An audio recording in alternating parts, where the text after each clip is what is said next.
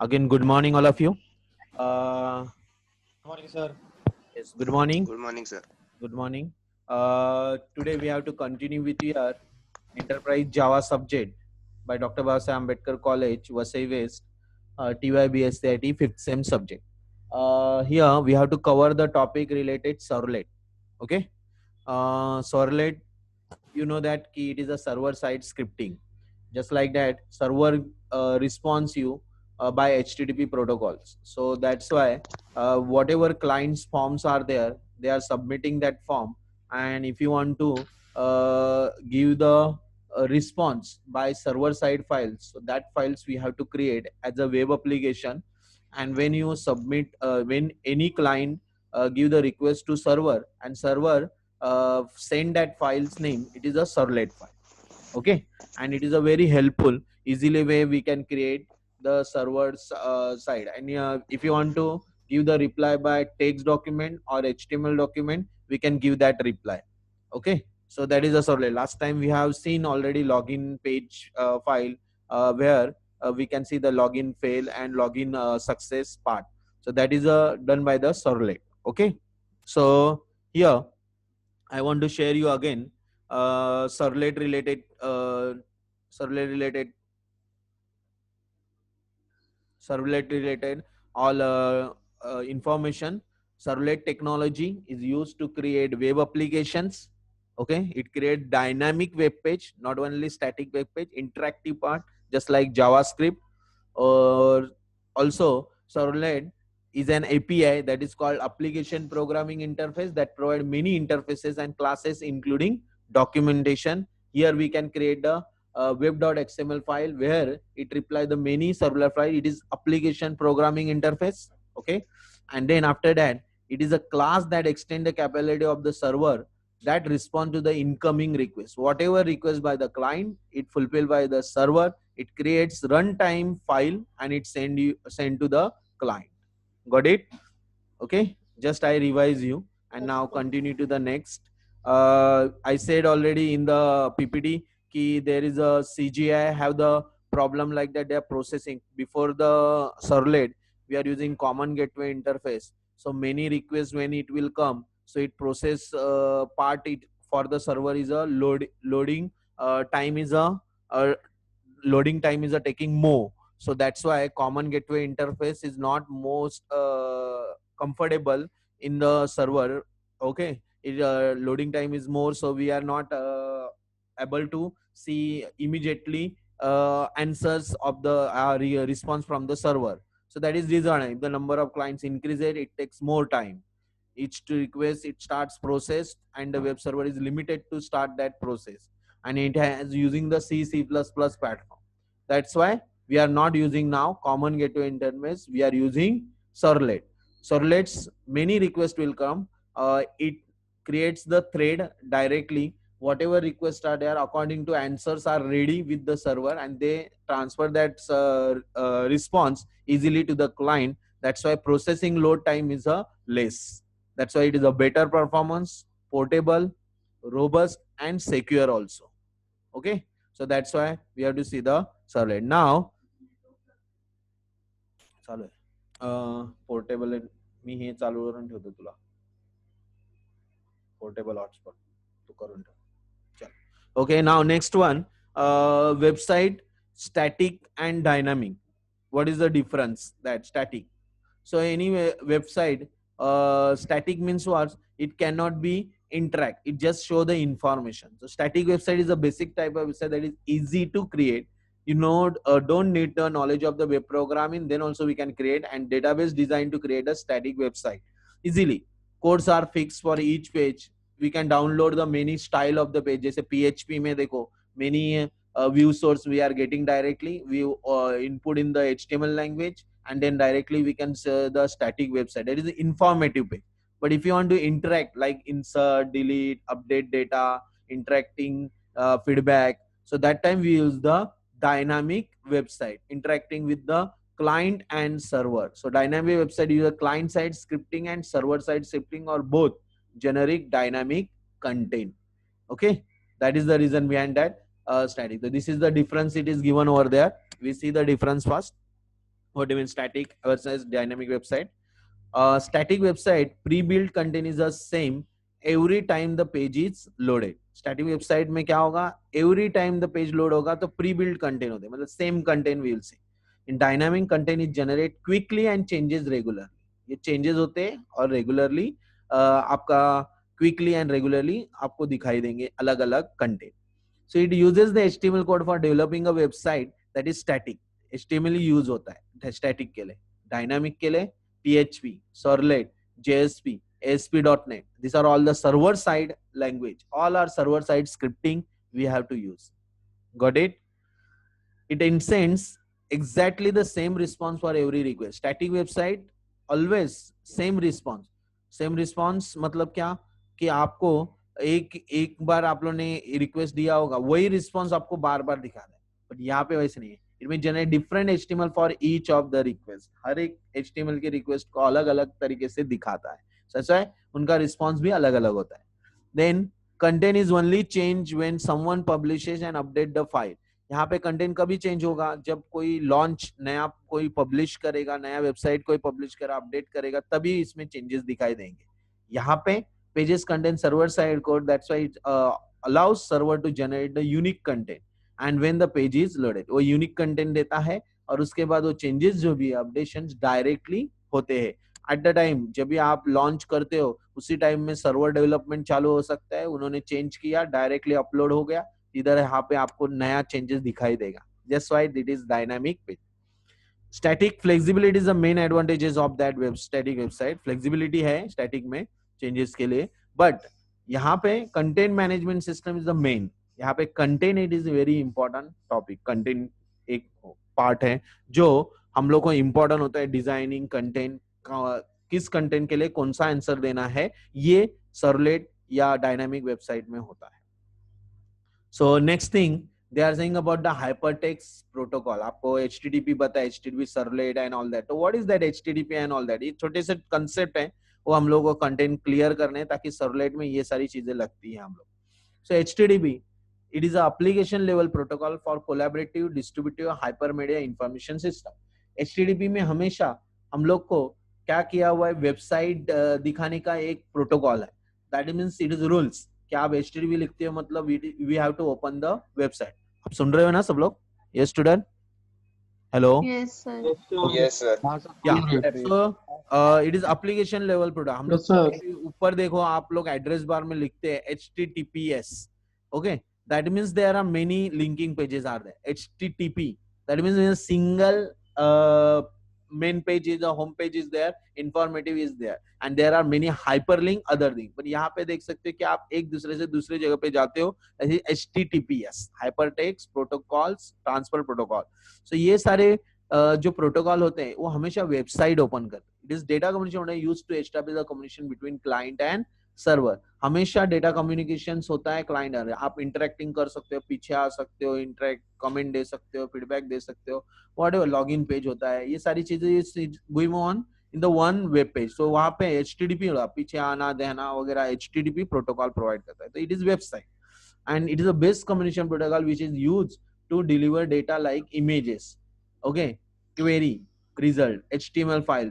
They are TCP/IP transmission control protocol को support करता है और आपको डेटा अपलोड डाउनलोड की अलर्ट है. And it has a port. TCP का पोर्ट होता है 80 पोर्ट होता है, इसलिए हमारा 8080 नेटबिन्स में 8080 आता है, तो 80 पोर्ट है, उसके ऊपर 8080 नेटबिन्स का पोर्ट है. It provides standardized way for computers to communicate with each other. जो हमारा लैंड कार्ड जो अटैच होता है उस पोर्ट का नंबर 80 होता है. तो they are given there. HTTP request, HTTP response, इस तरह हाइपरटेक्स्ट ट्रांसफर प्रोटोकॉल का यूज होता है. बेसिक कैरेक्टरिस्टिक बताए हुए उन्होंने कि it is the protocol that allows the web server and browser to exchange the data over the web. Okay, it is a request response protocol. एक request response protocol है. It uses reliable TCP connection by default. TCP port 80 port पे काम करता है. It is a stateless. यहाँ पे भी आगे हम लोग को आएगा स्टेटलेस सेशन जब आएगा तभी आपको पता चलेगा. स्टेटफुल सेशन एंड स्टेटलेस सेशन, ये दो सेशंस होते हैं. यहाँ पे स्टेटलेस बताया हुआ है, यानी कि आपका इंफॉर्मेशन किधर भी रिक्वेस्ट है ना, स्टोर नहीं करते, क्विकली देते. Each request is considered as a new request. जो भी रिक्वेस्ट आपकी आती है वो एज अ न्यू रिक्वेस्ट रखते हैं. स्टेटफुल मतलब क्या होता है कि आपकी रिक्वेस्ट हमेशा फेवरेट्स में हम लोग स्टोर करते हैं, नेक्स्ट टाइम आप रिक्वेस्ट करोगे वो डायरेक्टली ओपन होगा। इसका मतलब क्या हुआ, स्टेटफुल। ओके, समझ में आया? That is the.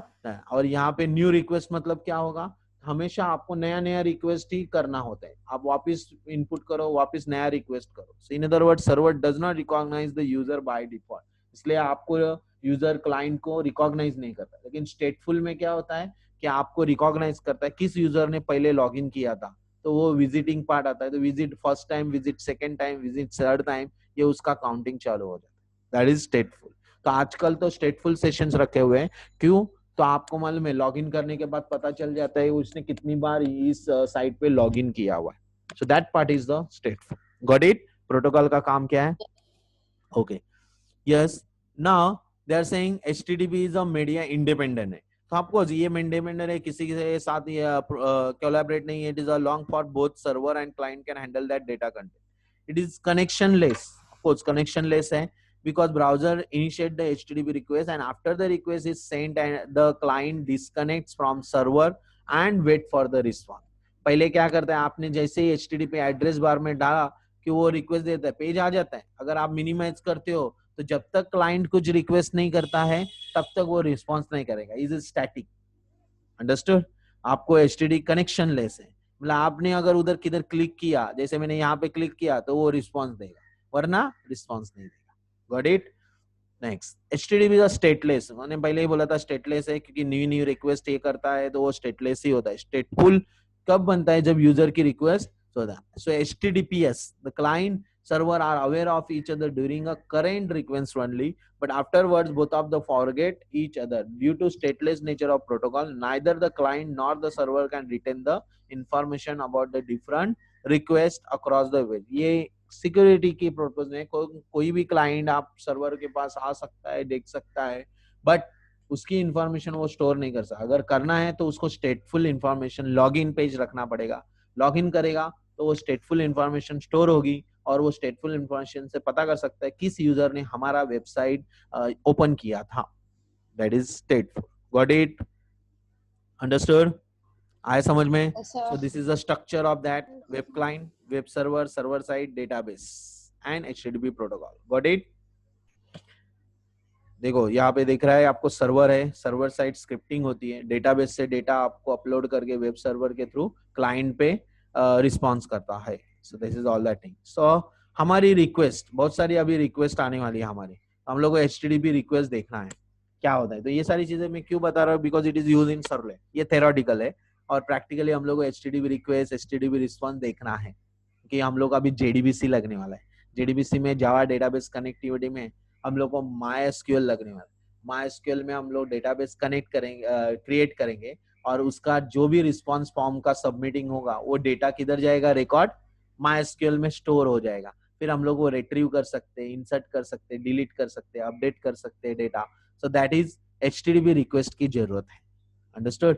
So that is request. So request send by the computer to a web server contains all sort of the potentially interesting information and it is known as a HTTP request। यानी कि सारी तरीके से sorted किए हुए interesting information website पे रखी जाती है। जैसे सर्च इंजन में, गूगल में आप वन कीवर्ड भी लिखते हो, जैसे रिजल्ट, एचएससी रिजल्ट, तो एचएससी रिजल्ट आपको तुरंत कहाँ पे दिखाई देता है, वहां पे लिंकिंग पार्ट में दिखाई देता है। ए वेबसाइट पे जाओ, वो वेबसाइट पे जाओ, वहां पे लिंक है, यहाँ पे क्लिक करो। So these are all response by the server. So it is HTTP. So HTTP client send a request to the server in the form of request message which include the following information। ये सारी information उसके अंदर आती है। एक request line होती है, analysis of source of IP address होता है। मैं यहाँ पे आईपी एड्रेस भी लिख सकता हूँ 127.0.1.1, that is Google server. So ये इस तरह हम लोग कोई भी address directly with IP protocol, internet protocol के थ्रू भी ओपन कर सकते। Some of the proxy servers are there, they are not actual server, they give you proxy server information. उन्होंने एक डम सर्वर रखा है जिसके थ्रू आप वो इंटरेक्ट करते हो, तो वो प्रॉक्सी सर्वर से इंफॉर्मेशन उसमें स्टोर करते हैं। And they are port, we have to analyze the port number also। आप पोर्ट नंबर आपको जब स्टेटस बार में चला जाता है तभी आपका वो नंबर और पोर्ट नंबर वहाँ इंडिकेट करता है। When you make the print out, the downside they are written that number 127.0.1.1 and then port number, that is analyzing। Then analysis destination, किसको सोर्स तो मिल गया किसने भेजा, लेकिन किसको भेजा है डेस्टिनेशन, तो वो भी protocol, destination IP address, protocol, port, host, ये सारी रिक्वेस्टिंग इंफॉर्मेशन हम लोग ले सकते हैं थ्रू सर्वर। किसने आप किसको भेजा था आपने डेटा, उसका आईपी एड्रेस, उसका प्रोटोकॉल, उसका पोर्ट, और होस्ट मतलब वो कौन होस्ट था, उसका कौन किस सर्वर ने उसको इन्फॉर्म दी थी, ये सारी एनालिसिंग पार्ट में स्टोर होती है। Next, requested URI, that is uniform resource identifier.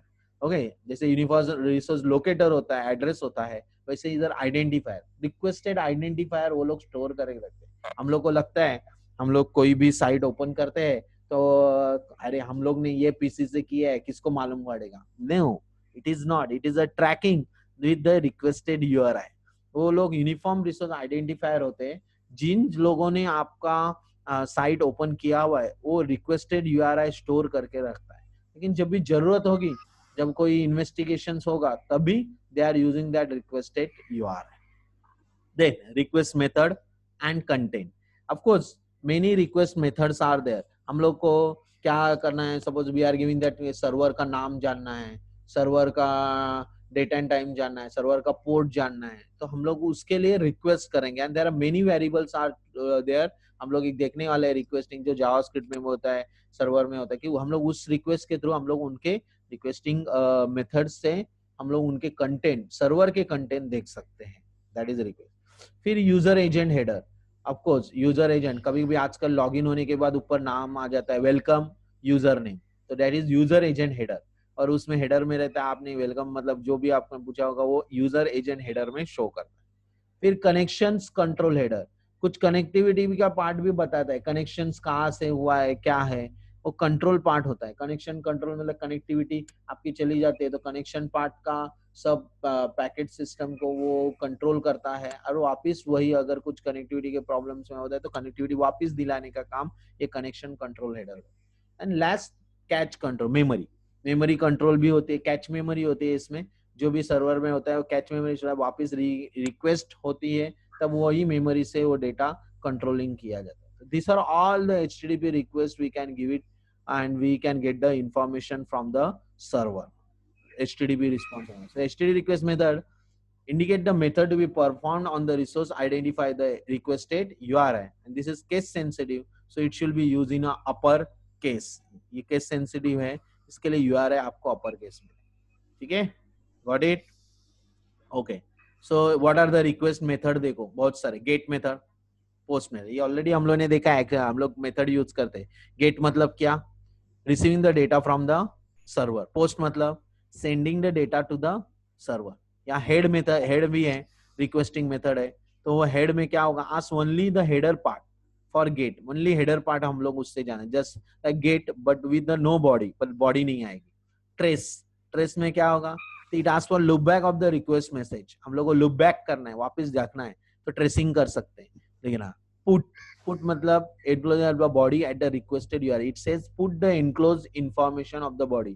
हम लोग जो बॉडी के अंदर लिखा है वो इंफॉर्मेशन एनक्लोज करना चाहते हैं, इसीलिए delete, delete the requested URL, delete करना है। ऑप्शंस, ऑप्शन में it asks the list of HTML to which the thing at the request URL are can respond, मतलब कौन सा मेथड में कौन रिस्पॉन्स कर रहा है यूआरएल वो जानेंगे।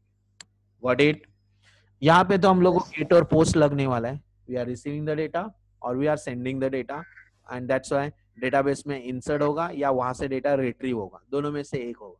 दैट्स व्हाई दो मेथड की जरूरत है हम लोग। ओके, सो यहाँ पे गेट एंड पोस्ट मेथड दिया हुआ है, दिखाई दे रहा है? यस स्टूडेंट, सोने ना? Hello, Yes, sir. Yes, sir. Yes, sir. Yes, sir. Okay fine. तो get and post method, so get मतलब आप लोगों को रिक्वेस्टिंग डेटा लेना है, तो in case of get request only limited amount of data can be send because data is the sent in header. आपको data किस में भेजने वाला है? हेडर में। सो लिमिटेड अमाउंट, आपको सारी डेटा नहीं मिलेगा, तो आपको लिमिटेड अमाउंट ऑफ डेटा हम लोग ले सकते हैं।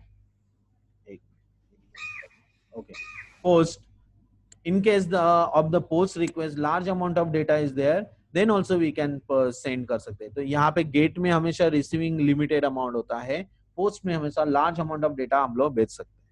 सो gate request is not secured because data is expose in URL bar. It is not secure. Post हमेशा सिक्योर्ड होता है.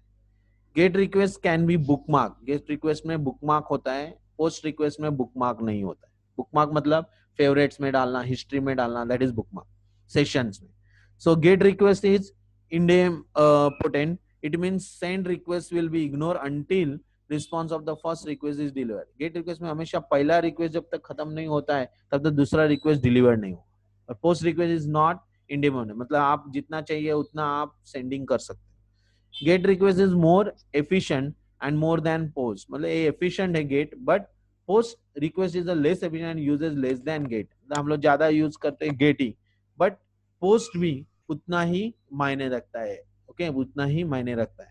So get it requests the data from a specified resource, okay, and it post it submit the process data to the specified resource. हम लोग post करते वक्त process data होता है और gate request direct specified resource से आ जाता है ना. एनाटॉमी, ये पार्ट हम लोग को है एनाटॉमी. अभी गेट जानबूझ के मैंने गेट पोस्ट बताया. जब भी आप रिक्वेस्टिंग करोगे, लास्ट टाइम भी इंफॉर्मेशन थी, देखो वेरिएबल के नाम यहाँ आते थे सर्वर के. गेट रिक्वेस्ट में आपको नाम नेम 1 वैल्यू आएगा, नेम 2 वैल्यू आएगा, मतलब this is the variable name, name 1 and name 2. तो ये पार्ट आपको क्या बता रहा है, anatomy of the gate request. जो एनाटॉमी बोलते हैं ना, तो इसी को बोलते हैं एनाटॉमी.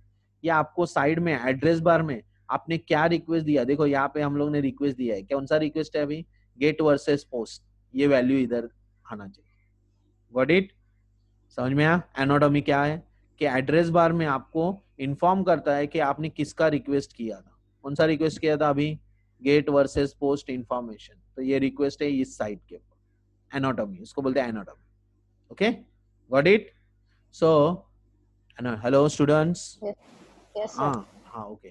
सो HTTP मेथड्स में जो हेडर है, ये हेडर पार्ट है, this is all header part. तो उन्होंने क्या बताया कि आफ्टर योर फाइल, देखो यूजर का नाम दिखाया हुआ है, पासवर्ड, ओके, जो भी है, फिर HTTP 1.1 वर्जन्स, होस्ट, कौन सा होस्ट मतलब सर्वर का नाम, फिर यूजर एजेंट मतलब ब्राउजर का नाम, फिर एक्सेप्ट कहाँ से, text/html, नॉर्मल टेक्स्ट, इमेज वगैरह, लैंग्वेज कौन सा लैंग्वेज यूज हुआ है, इंग्लिश, एनकोडिंग पार्ट किसमें एनकोड होता है आपका, यूनिकोड में, gzip में, डिफ्लेट में, whatever, character set UTP 8 bit, keep alive कितने कैरेक्टर्स हुए हैं उसके अंदर, वो सारे, कनेक्शन कीप अलाइव, लाइव मतलब चालू है, ये सारी इंफॉर्मेशन हेलो दिखाती है. हेलो, यस स्टूडेंट, हेलो, सुनाई दे रहा है? सर आपका आवाज नहीं आ रहा है आपका सर. क्या बात कर रहा हूँ, हेलो, आपका आवाज बराबर नहीं आ रहा है सर. अभी आ रहा है? अभी आ रहा है? हाँ सर, हाँ सर, हाँ ओके, सर, अभी आए सर. हाँ okay. So this is the all information. Get के अंदर देखो आप इंफॉर्मेशन देख सकते हो कि आपके फाइल का नाम JSP के बाद ये सारी इंफॉर्मेशन है, that is anatomy.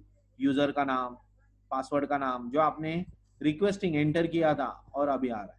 So this is HTTP 1.1, फिर होस्ट, फिर यूजर एजेंट, ये दिखा रहा है, होस्ट आपका सर्वर का नाम दिखा रहा है, यूजर एजेंट मतलब ब्राउजर का नाम दिखा रहा है, एक्सेप्ट डेटा किससे आपका एक्सेप्ट हुआ है, text/html या प्लेन और इमेज, लैंग्वेज कौन से लैंग्वेज में यूज हुआ है, एक्सेप्ट एनकोडिंग पार्ट बता रहा है, accept character set UTF 8 bit बताया उन्होंने, ओके, यूनिकोड सिस्टम है, और कितने कैरेक्टर है, कीप अलाइव हो रहे हैं, ये सारे बता रहा है. तो this are the information of anatomy when you are receiving the request. यहाँ पे दिखाई देगा एड्रेस बार में.